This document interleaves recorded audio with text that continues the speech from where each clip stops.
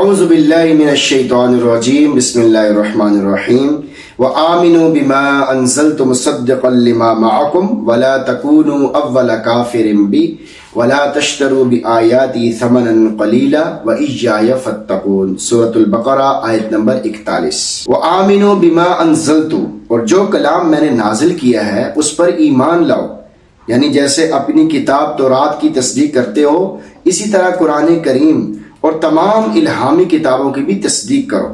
کیونکہ تمام الہامی کتابوں کی تصدیق کرنا ایمان کا رکن ہے۔ مصدقا لما معکم، جو کتاب تصدیق کرنے والی ہے اس کتاب تورات کی جو تمہارے پاس ہے، یعنی تمہیں تو محض اس وجہ سے ایمان لے آنا چاہیے تھا کیونکہ قرآن کو اللہ تعالیٰ نے نازل کیا ہے۔ اس کے علاوہ یہ وجہ بھی ہے، قرآن تورات کے منزل من اللہ اور اس کے کتاب الہی ہونے کی تصدیق کرتا ہے۔ اب تو تمہیں ایمان لانے میں کوئی جھجک نہیں ہونی چاہیے۔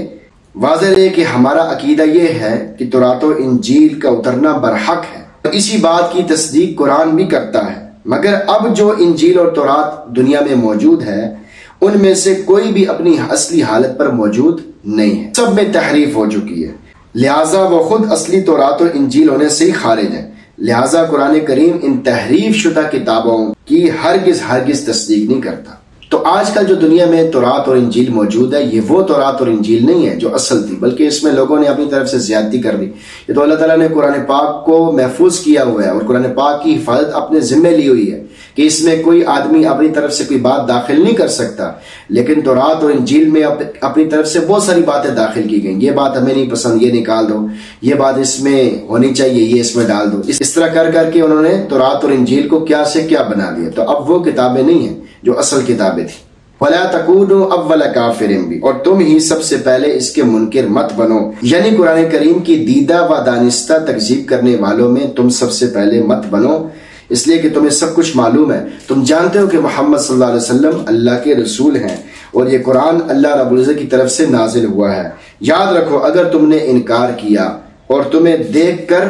دوسروں نے بھی انکار کرنا شروع کر دیا تو ان کا بوجھ بھی تمہارے اوپر پڑے گا، اور اگر دوسروں نے تمہیں دیکھ کر کفر نہ بھی کیا تو بھی تم دو وجہ سے مجرم بن جاؤ گے، ایک تو کفر میں پہل کرنے کی وجہ سے اور دوسرا اس میں دوسروں سے منفرد ہونے کی وجہ سے، اور یہ دونوں جرم بہت بڑے ہیں جن کا انجام بھی بہت بڑا اور خطرناک ہے۔ وَلَا تَشْتَرُوا بِآيَاتِي ثَمَنًا قَلِيلًا، میری آیتوں کو تھوڑی سی قیمت لے کر نہ بیچو، یعنی میرے احکامات کو چھوڑ کر یا ان کو بدل کر یا چھپا کر عوام الناس سے دنیائے ذلیل و قلیل کو وصول مت کرو، جیسے کہ یہودیوں کی عام طور پہ عادت تھی۔ وَإِيَّایَ فَاتَّقُونَ، اور تم صرف اور صرف مجھ سے ڈرو، یعنی مجھ سے ڈر کر ایمان لاؤ، حق کی اتباع کرو، ذلیل دنیا کے پیچھے پڑ جانے سے بچو۔ ایسا ہرگز نہیں ہونا چاہیے کہ دنیا کی محبت تمہیں احکام الہی کے ذریعے دنیا کمانے میں لگا دے اور تم رشوت لے کر احکام الہی کو بدلنا شروع کر دو۔ اس لیے ہمیں چاہیے کہ ہم دین کی باتوں میں خاص طور پر قرآن کی آیتوں میں اپنی طرف سے کوئی ترجمہ نہ کریں، اپنی طرف سے کوئی تشریح بیان نہ کریں، خاص طور پہ جب کہ آپ کی اہلیت ہی نہ ہو، کہ نامعلوم آپ کے منہ سے شیطان کیا بات نکلوا دے جس کی وجہ سے آپ کو لینے کے دینے پڑ جائیں اور آپ کا ایمان بھی چلا جائے۔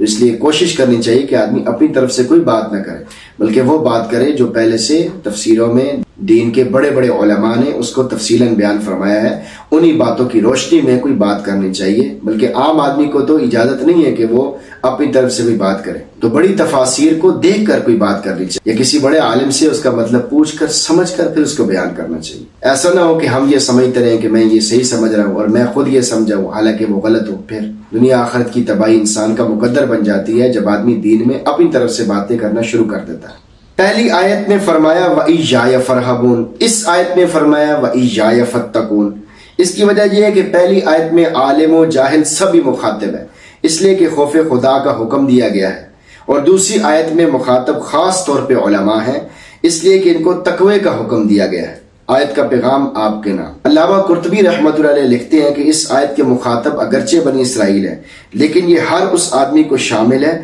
جو ان جیسا فعل کرے، بس رشوت لے کر حق بات کو تبدیل کر لینا، یا لوگوں کی نفسانی خواہشات کی بنا پر حق کو باطل قرار دینا، یا اللہ کی آیات کا صحیح مطلب چھپا کر غلط مطلب بتانا، سب حرام ہے۔ آدمی بہت ساری باتیں غلط فہمی میں کر دیتا ہے لیکن اسے پتہ نہیں چلتا۔ حدیث میں آتا ہے کہ آدمی کوئی ایسی اچھی بات کر دیتا ہے جس کو وہ اتنا بڑا اچھا نہیں سمجھتا، لیکن اس کی وجہ سے جنت کے بالکل قریب ہو جاتا ہے، اور اسی طرح آدمی کوئی ایسی بات کر دیتا ہے جس کو اتنا وہ برا نہیں سمجھتا، لیکن اس کی وجہ سے وہ جہنم کے بالکل قریب پہنچ جاتا ہے۔ تو اس لیے ہمیں احتیاط کرنی چاہیے کہ ہم کیا بات کر رہے ہیں، سوچ سمجھ کے کہنا چاہیے۔ اور آیت میں بتایا گیا کہ میری آیتوں کو تھوڑے پیسوں کے بدلے میں نہ بیچو، یعنی تھوڑے سے فائدے کے لیے اس کا کوئی غلط مطلب نہ بیان کرو۔ اب ایک چیز صاف آپ کو معلوم ہوگی کہ یہ ٹھیک نہیں ہے، لیکن آپ پھر بھی اس میں کوشش کریں کہ یہ کسی طریقے سے ٹھیک ہو جائے۔ میری آیتوں کو تھوڑے پیسوں کے بدلے میں نہ بیچو، اس کا یہ مطلب نہیں ہے کہ زیادہ پیسوں کے بدلے میں بیچ دو۔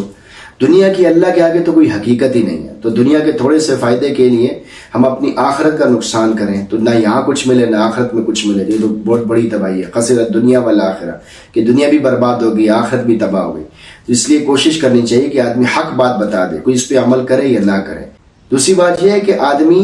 چاہے دین پر چل رہا ہو یا نہ چل رہا ہو، جو بات صحیح ہے اس کو صحیح کہے، جو بات غلط ہے اس کو غلط کہے، تب تو اس کو توبہ کی توفیق ملتی رہے گی۔ لیکن جب یہ دل میں یہ بات ہے کہ یہ غلط ہے، لیکن وہ پھر اس وجہ سے یہ اس کو صحیح بنانے کی کوشش کر رہا ہے کیونکہ اس کو پتا ہے کہ میں خود اس پہ عمل نہیں کر رہا، تو یہ بات بہت غلط ہے۔ ایسے آدمی کو کبھی بھی توبہ کی توفیق نہیں ملتی۔ تو ہم غلط کو غلط کہیں اور صحیح کو صحیح کہیں، چاہے ہم اس صحیح پر عمل کر رہے ہیں یا نہیں کر رہے، لیکن اس کو صحیح ضرور بتائیں۔ اسی طرح جو غلط ہے اس کو غلط ضرور بتائیں۔ اللہ تعالیٰ سے دعا ہے کہ اللہ تعالیٰ ہم سب کو صحیح کہنے اور غلط کو غلط کہنے اور صحیح راستے پہ چلنے اور غلط راستے سے بچنے کی توفیق نصیب فرمائے۔